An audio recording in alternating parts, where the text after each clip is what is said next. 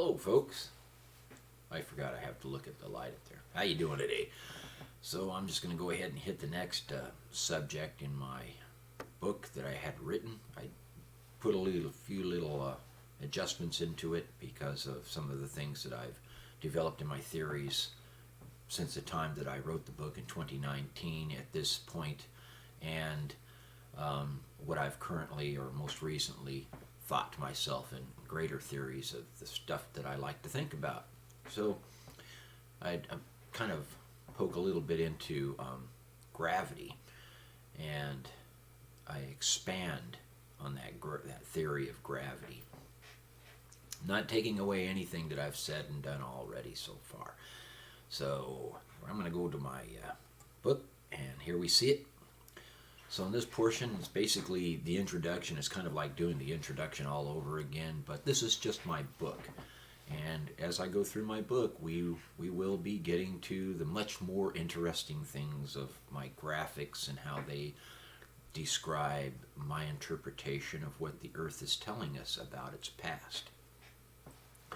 So I'll go ahead and read it to you, because I know you just love me reading to you, but it's not like I keep saying, it's not how I present the information. It's the information itself that's compelling and very important, especially if we want to learn more about what I think, want to learn more about our universe and the cosmos and all that stuff put together. And if I don't share my theories, no one will ever know what I thought.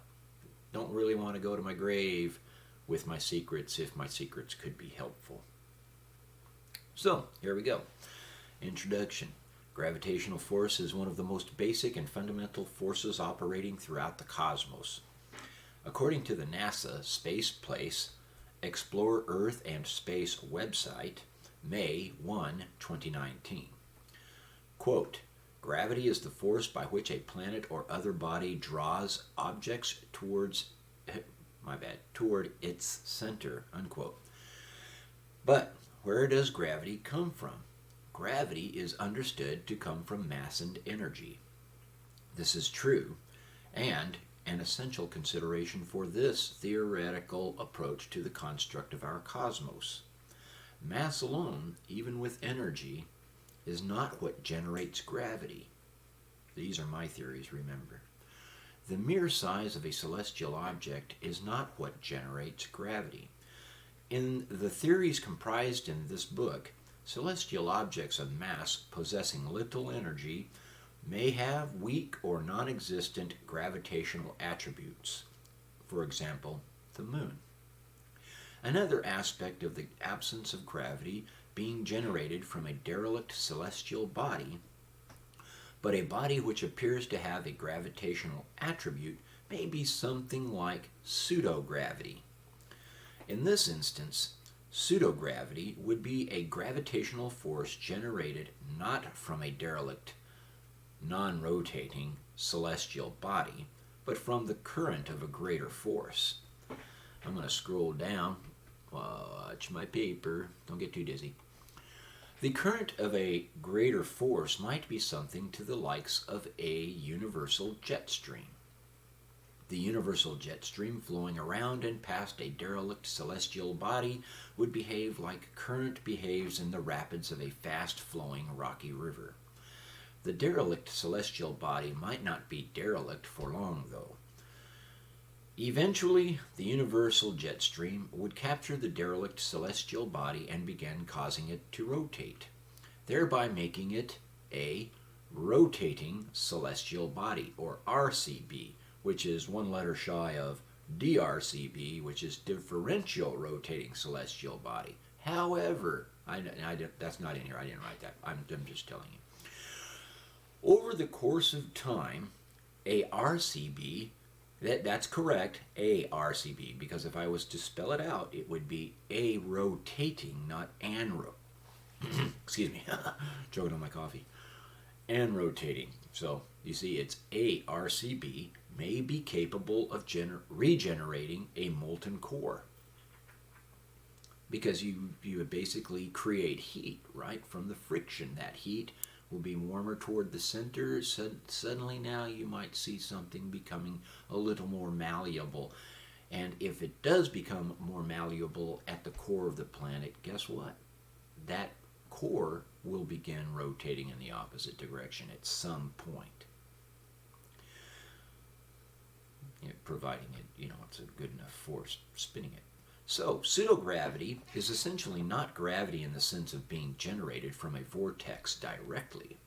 The universal jet stream is generated from a universal vortex. It basically, the eye of the universe kind of stormy thing. The universal jet stream itself, striking against a derelict celestial body, is merely a blunt force. The blunt force thrusts matter into the derelict celestial body rather than the body pulling matter into itself. Scrolling down. Oops. Then, on the opposite side of the derelict celestial body, we will see a vacuum created by the derelict celestial body's mass blocking the forward thrust of the universal jet stream. So its presence creates a bit of a vacuum, not a vortex necessarily. There will be vortical operation of different flows, as we see when we see the wake behind a boat. It has little curly dews going out into the wake. Well, those are small, bits of vortices as they come and go. It would have that kind of current taking place. It's the same stuff. Like I said, physics just repeats itself over and over and over.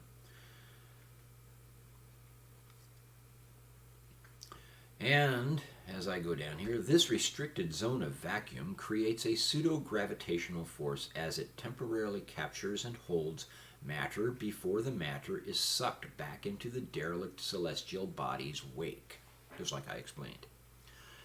Now we're going to go down to the next one. Oops, we don't go that far. First, to understand how the universe operates, imagine it is full of matter as if it is in an embryonic fluid. Everything is connected.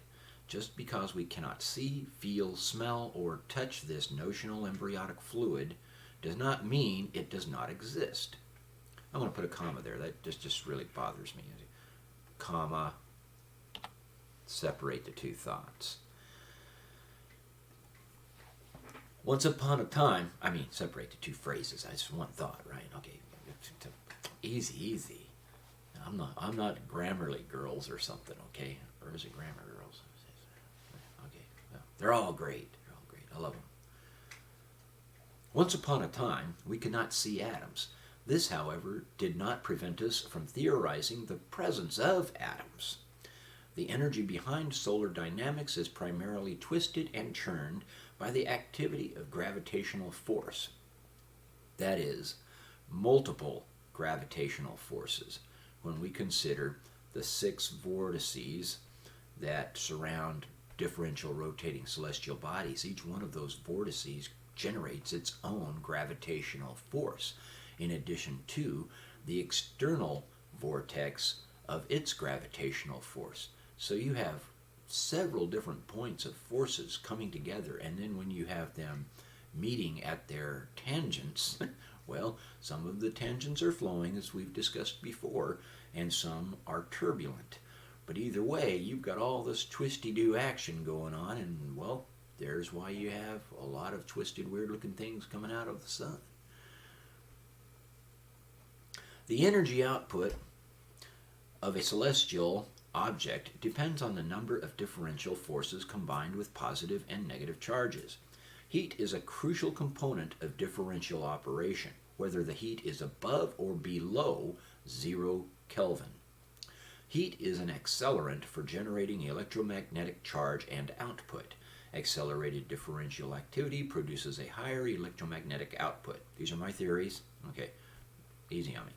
The vortex is the secret behind this theoretical universe. From great to small to microscopic or atomic, vortices exist everywhere. So this concludes my presentation at this point. Please remember to like and subscribe And then after we get finished, I'll go ahead and post this one. And the next one's going to be the initial order of origin. You only get to peek. Only get to peek. Okay. So, thank you very much for watching my video. I'm going to go ahead and, I haven't figured out how to make this so that it's not, you're not looking at all the machinery stuff going on here before I go to my stop. Oh, wait. Maybe the button does it. Control S? No, wait. Control R. That didn't work. All right.